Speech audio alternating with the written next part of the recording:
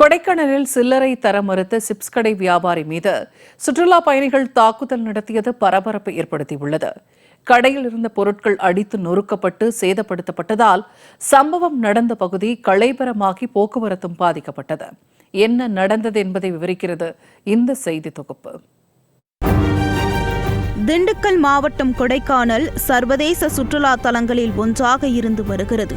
கொடைக்கானலுக்கு பல்வேறு மாநிலங்கள் மாவட்டங்களிலிருந்து சுற்றுலா பயணிகள் வந்து செல்கின்றனர்.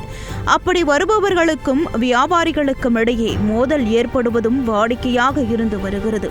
சென்னையிலிருந்து குடும்பத்தினருடன் சுற்றுலா வந்த சிலர் கொடைக்கானல் மூஞ்சிக்கல் பகுதியில் உள்ள ஒரு சிப்ஸ் கடையில் 500 ரூபாய் கொடுத்து சில்லறை கேட்டதாக கூறப்படுகிறது.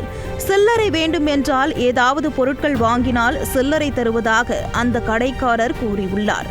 இது சம்பந்தமாக இருதரப்புக்கும் இடையே வாக்குவாதம் ஏற்பட்டது. வாக்குவாதம் முற்றிய நிலையில் சுற்றுலா வந்தவர்கள் சிப்ஸ் கடைக்காரர் மீது தாக்குதல் நடத்தியதோடு கடையில் இருந்த பொருட்களை அடித்து உடைத்து சேதப்படுத்தினர்.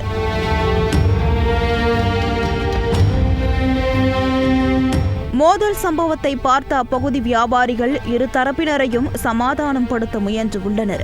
ஆனால் அதற்கு பலன் கிடைக்கவில்லை.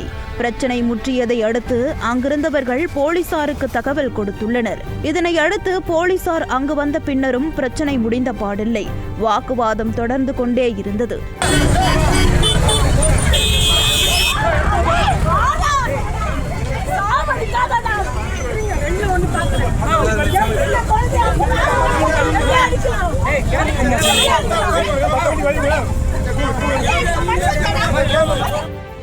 மேலும் அப்பகுதியில் செய்தி சேகரிக்க சென்ற செய்தியாளர்களின் செல்போன்களை பறித்து உடைப்பதற்கும் சென்னை சுற்றுலா பயணிகள் முயன்றது மட்டுமின்றி தகாத வார்த்தையில் பேசியதும் பெரும் அதிர்ச்சியை ஏற்படுத்தியது.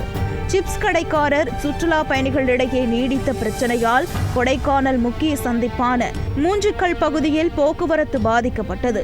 இதன் காரணமாக இரு தரப்பினரையும் போலீசார் விசாரணைக்காக காவல் நிலையத்திற்கு அழைத்து சென்றனர். அங்கு நடைபெற்ற பேச்சுவார்த்தையில் கடையில் ஏற்பட்ட சேதத்துக்கு இழப்பீடு தர சுற்றுலா பயணிகள் ஒப்புக்கொண்டனர். இதனையடுத்து இழுபறியாக இருந்த பிரச்சினை ஒரு வழியாக முடிவுக்கு வந்தது. இதுபோன்ற பிரச்சினைகள் தவிர்க்க சுற்றுலா பயணிகளுக்கு சுற்றுலா தலங்களில் எவ்வாறு நடந்து கொள்ள வேண்டும் என்று விழிப்புணர்வு ஏற்படுத்த வேண்டும் என்று பொதுமக்கள், சமூக ஆர்வலர்கள் கோரிக்கை விடுத்துள்ளனர்.